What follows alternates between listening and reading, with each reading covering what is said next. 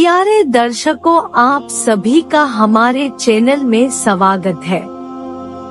धर्म से जुड़ी वीडियो देखने के लिए हमारे चैनल को सब्सक्राइब और लाइक करें। धन्यवाद। प्यारे दर्शकों, अगर आपने वीडियो का इससे पहला भाग नहीं देखा तो इस चैनल पर जाकर देखें। धन्यवाद। पिछली वीडियो में हमने देखा कि साखी गुरु अंगद देव जी की हम यह दुआ करते हैं कि प्यारे दर्शकों के ऊपर वाहिगुरु कृपा करे। सभी प्रेम से बोलो वाहिगुरु। जीवन वृत्तांत। श्री गुरु अंगद देव जी। धर्मशाला में से मरी हुई चूहिया निकालना। एक बार धर्मशाला का दरवाजा खोला गया। अंदर मरी हुई चूहिया पड़ी थी। मरी हुई चूहिया को धर्मशाला में से उठाकर बाहर फेंकने का काम आज हमें बहुत साधारण लगता है, पर वर्ण आश्रम के मत के मारे हुए तत्कालीन हिंदू समाज का कोई क्षत्रिय नौजवान मरी हुई चूहिया को उठाकर बाहर फेंकने का काम कर सकता, यह बहुत ही नामुमकिन सी बात थी। वर्णाश्रम के समाज में ऐसा काम केवल जमादारों का और कहीं कहीं चमारों का समझा जाता था। गुरु नानक देव जी के आदेशा के अनुसार भाई लहणा जी ने बिना किसी संकोच के मरी हुई चूहिया उठाकर बाहर फेंक दी। इस प्रकार भाई लहणा जी ने गुरु आदेशों को मानने की सुंदर उदाहरण पेश की। मन की खोटी पति को त्याग कर लोक लाज की परवाह न करके ही गुरु की मति को उचित ढंग से ग्रहण किया जा सकता है। इस प्रकार भाई लहणा जी में जात पात तथा छुआछात के भूत का रह जाना असंभव था। गुरु नानक देव जी के रावी नदी में खान की वार्ता। भाई लहणा जी गुरु नानक देव जी के साथ प्रातः काल में गुरु जी की सेवा के विचार से रावी नदी में खान करने के लिए जाते थे। बहुत से अवसरों पर इस समय गुरु नानक देव जी की सेवा में आपके दूसरे अनन्य सिख भाई बुड्ढा जी, भगीरथ जी, अजिता जी तथा साधारण जी भी जाया करते थे। एक बार ठंड का मौसम था। अति का जाड़ा पड़ रहा था। गुरु जी के साथ भाई लहणा जी तथा उपरोक्त प्रमुख सिख नदी रावी में खान करने गए। गुरु जी ने स्नान करने के लिए जो ही रावी में प्रवेश किया, वर्षा आरंभ हो गई और ओला वृष्टि होने लगी। बाकी सिख तो ऐसे समय पर आसपास निकल गए, पर भाई लहणा जी गुरु जी के वक्त छाती के साथ लगाकर गुरु जी की सेवा में बाहर ही खड़े रहे। गुरु प्रेम में उनको अपना तथा अपने शरीर के बचाव का विचार बिल्कुल नहीं आया। भाई लहणा जी ने गुरगद्दी की जिम्मेवारी संभालने पर इस सिद्धांत के संबंध में इस प्रकार वचन किए। आपू गवाई सेवा करे ता किछु पाए मान।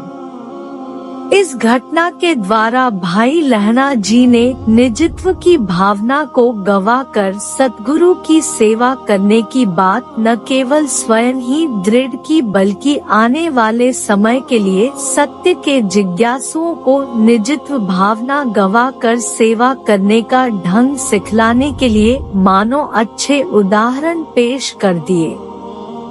गुरु नानक पातशाह की कठोर परीक्षाओं में से भाई लहणा जी जैसे कठोर परिश्रम के बिना पूरा उतरा भी नहीं जा सकता। गंदगी भरे गड्ढे में से कटोरा निकालना। एक बार गुरु नानक देव जी का एक अति साधारण मूल्य का तांबे का कटोरा एक गंदगी वाल गड्ढे में गिर गया।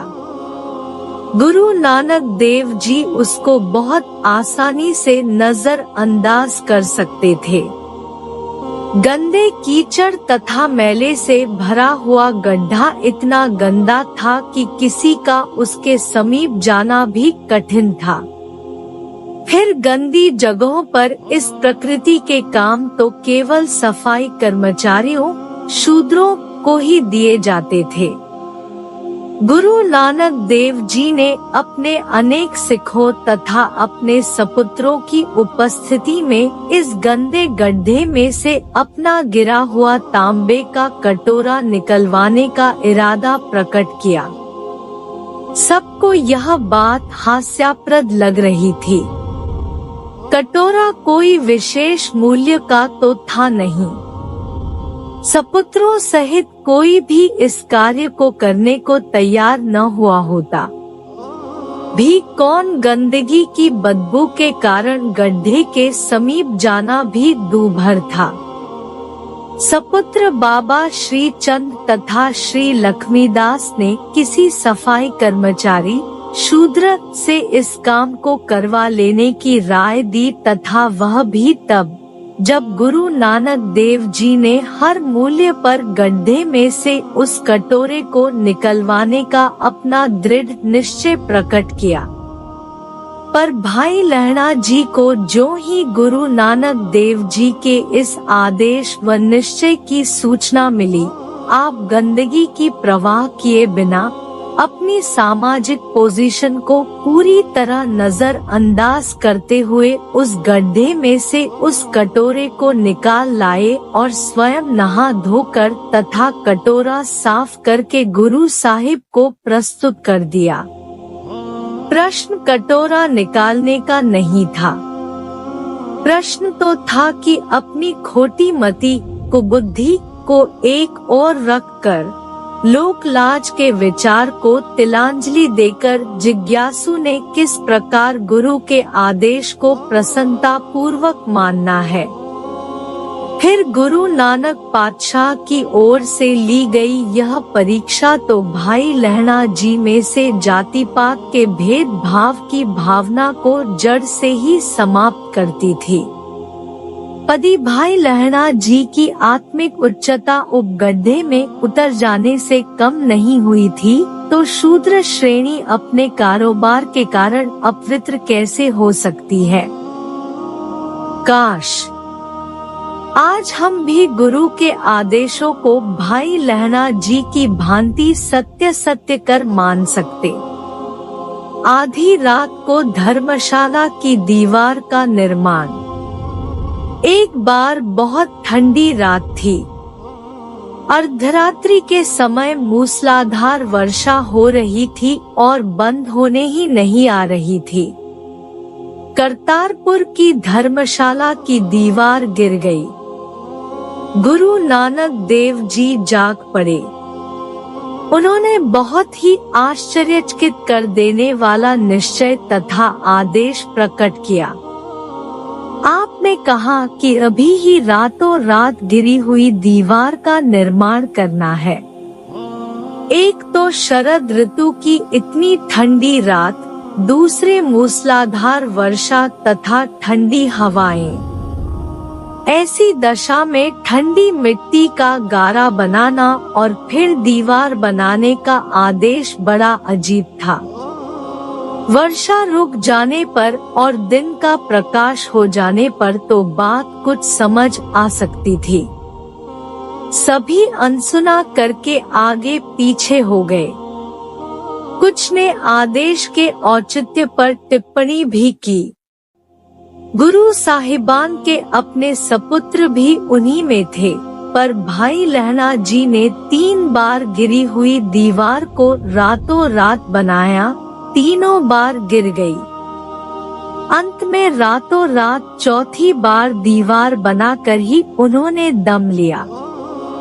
रात भर तेज वर्षा की, शरीर को चीर देने वाली ठंडी हवा की तथा गीले गारे में हाथ ठिठुरने की उन्होंने परवाह न की।